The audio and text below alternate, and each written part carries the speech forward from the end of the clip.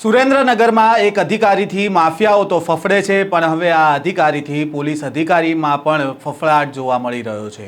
ચોટીલા પ્રાંત અધિકારીના હાથમાં એક એવા વ્યક્તિનો ફોન આવે છે જેનાથી ખનીજ માફિયા અને પોલીસની પોલ ખુલી જાય છે। જોકે પ્રાંત અધિકારીએ આ ઓડિયોને જાહેર કરતા હવે પોલીસ અધિકારીઓને ખુલાસો આપવાનો વારો આવ્યો છે અને એક પછી એક અધિકારી પોતાને ચોખ્ખા હોવાનું ગણાવી રહ્યા છે। વૈષ્ણવજન તો તેને કહીએ જે પીડ પરાઈ જાનાને રે। નમસ્કાર, નવજીવન ન્યૂઝમાં આપનું સ્વાગત છે। હું છું જયંત દાફડા। સુરેન્દ્રનગર અને તેના આસપાસના વિસ્તારમાં ખનીજ માફિયા બેફામ બન્યા છે। તમે કલ્પના ન કરી શકો તેટલી માત્રામાં રેતીની ચોરી થાય છે, કોલસાની ચોરી થાય છે અને કપચી એટલે કે કાળા પથ્થરની ચોરી થાય છે। આ માફિયાઓ બેફામ એટલા માટે બન્યા છે કારણ કે જે કચેરીના અધિકારીઓ જે ભાષામાં સમજી રહ્યા છે એ ભાષામાં માફિયાઓ સમજાવી જાય છે। અહીંયા ખાણમાં અનેક શ્રમિકોએ જીવ ગુમાવ્યો છે તો કેટલાયની દફનવિધિ બારોબાર પણ થઈ જાય છે અને કોઈને ગંધ નથી આવતી। આ બધી વાતોની વચ્ચે સુરેન્દ્રનગરમાં એક એવા અધિકારી પણ છે જેણે આ માફિયાઓને પરસેવો છોડાવી દીધો છે, પણ હવે આ જે પ્રાંત અધિકારી છે તેમના હાથમાં એક એવો ઓડિયો ક્લિપ લાગ્યો છે જેના કારણે પોલીસ બેડામાં હડકંપ મચી ગયો છે।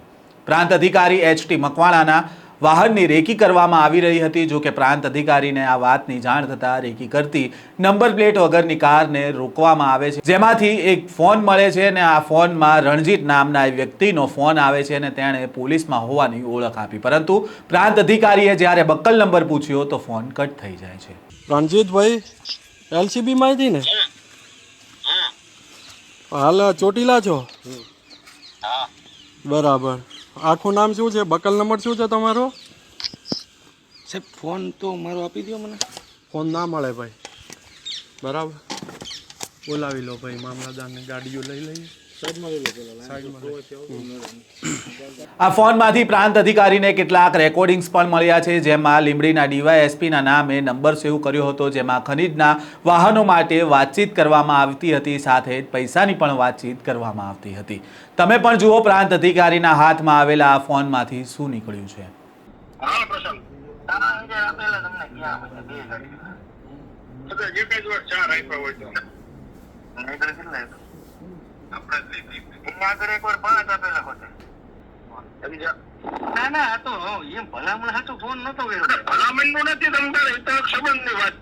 એને મને કીધું કે આપણે લીંબડીમાં કે DYSP ના વહીવટદાર છે ને કે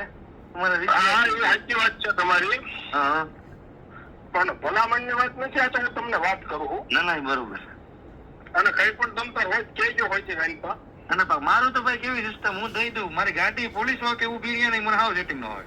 પ્રાંત અધિકારી HT મકવાણાના હાથમાં ઓડિયો ક્લિપ લાગતા પોલીસ અને માફિયાઓની સાંઠગાંઠનો જાણે કે ભાંડો ફૂટી ગયો હોય તે પ્રકારની ઘટના સામે આવી છે। તો બીજી બાજુ આ ઓડિયો ક્લિપને લઈને લીંબડીના DYSP ચિરાગ દેસાઈ અને સુરેન્દ્રનગરના DYSP VB જાડેજાનું પણ નિવેદન સામે આવ્યું છે। એક મીડિયાના ગ્રુપમાં પ્રાંત અધિકારી ચોટીલા જે HT મકવાણા સાહેબ છે એમના દ્વારા એક વિડીયો, સ્ક્રીનશોટ અને સાથે સાથે એક લખાણ મૂકવામાં આવેલું।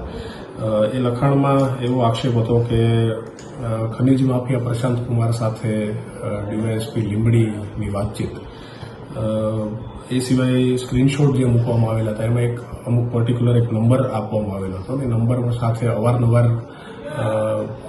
જે છે આ પ્રશાંત કુમારની વાત થતી હોય એ એમાં બતાવવામાં આવેલું છે। આ જે ઉપર નંબર છે એને DYSP લીંબડી તરીકે જે તે વ્યક્તિ આ પ્રશાંત કુમાર છે એને સેવ કરેલો હોય એવું સ્ક્રીનશોટ ઉપરથી જાણવા મળે છે। આ બાબતે પોતે પ્રાંત અધિકારી સાહેબે મારી સાથે કોઈ વાતચીત નથી કરી અથવા મને આ બાબતે કોઈ જાણકારી એમના તરફથી મળી નથી કે કોઈ વેરિફિકેશન થયેલું નથી। નંબર જોવામાં આવે તો આ પોતે મારો નંબર છે નહીં, આમાંથી ક્યારેય પણ મારા અથવા મારા ફેમિલી દ્વારા આમાંથી કોઈ નંબર યુઝ કરવામાં આવેલો નથી, અથવા તો મારા સ્ટાફના કોઈ મેમ્બર દ્વારા અથવા મારા કોઈ પોલીસના સભ્યો દ્વારા આ જેટલા પણ મારા ડિવિઝનમાં છે એમાંથી કોઈ આ નંબર ક્યારેય વાપરેલો નથી। આ કોઈ અન્ય પ્રાઇવેટ વ્યક્તિનો નંબર છે જેની વિગતો પણ મંગાવવામાં આવી છે। આ સિવાય આજે પ્રશાંત કુમાર કરીને જે વ્યક્તિ છે એ વ્યક્તિને હું ઓળખતો નથી, એની સાથે મારે ક્યારેય વાતચીત થયેલી નથી, અથવા મારી પાસે એનો નંબર કે કંઈ હોય તો એની પણ વિગતો આગળની જે તપાસ થશે એમાં ચોક્કસપણે ક્લિયર થઈ જશે।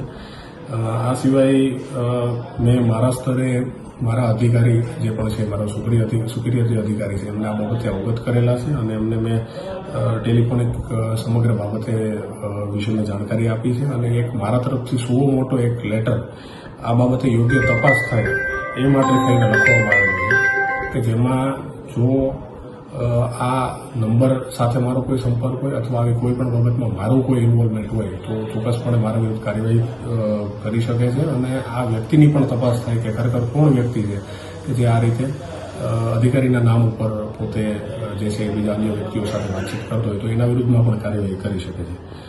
હાલની જે પ્રાથમિક માહિતી મારી પાસે છે એ મુજબ અમારે એ પત્રના આધારે અને અમારી વાતચીતના આધારે માન્ય ડીઆઈજી સાહેબ જે સુરેન્દ્રનગરના છે એમણે એક ઇન્કવાયરીની પણ જે છે એ ઇન્કવાયરીનો પણ હુકમ કરી દીધો છે અને જે ઇન્કવાયરી જે થશે એમાં સમગ્ર જેટલી પણ બાબતો છે એની ચોક્કસપણે ચોકસાઈ થઈ જશે.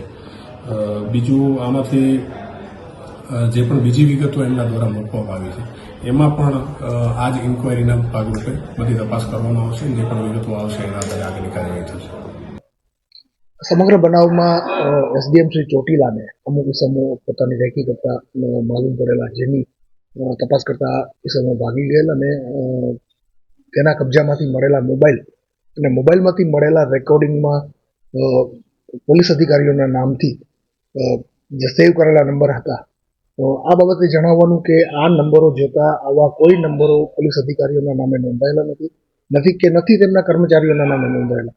એ સિવાય આમાં જે આક્ષેપ કરવામાં આવ્યો છે કે કોઈ રણજીતસિંહ નામનો કર્મચારી, તો એવો કોઈ કર્મચારી એલસીબીમાં જિલ્લા એલસીબીમાં આવો કોઈ કર્મચારી કોઈ ફરજ બજાવતો નથી.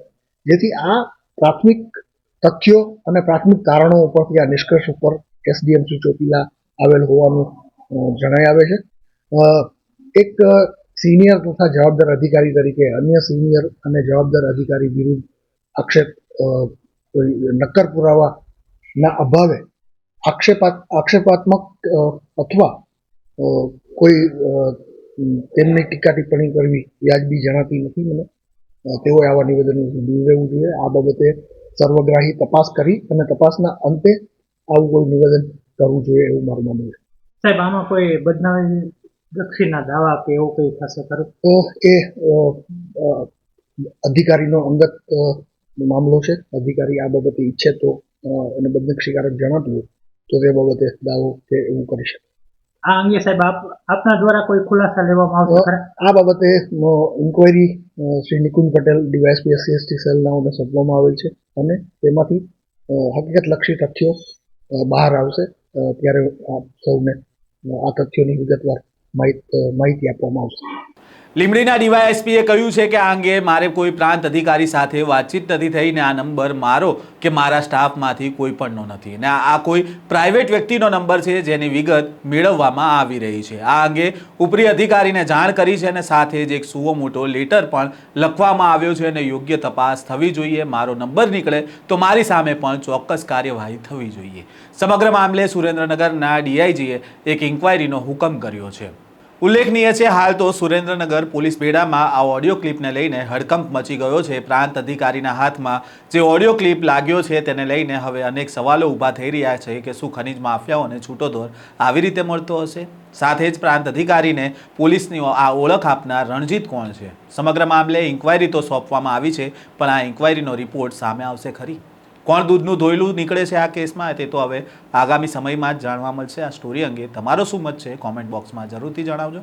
આ પ્રકારના સમાચાર સાથે ફરી મળીશું. ત્યાં સુધી નવજીવન ન્યૂઝ સાથે જોડાયેલા રહેજો. વૈષ્ણવજન તો તેને કહીએ જે પીડ પરાઈ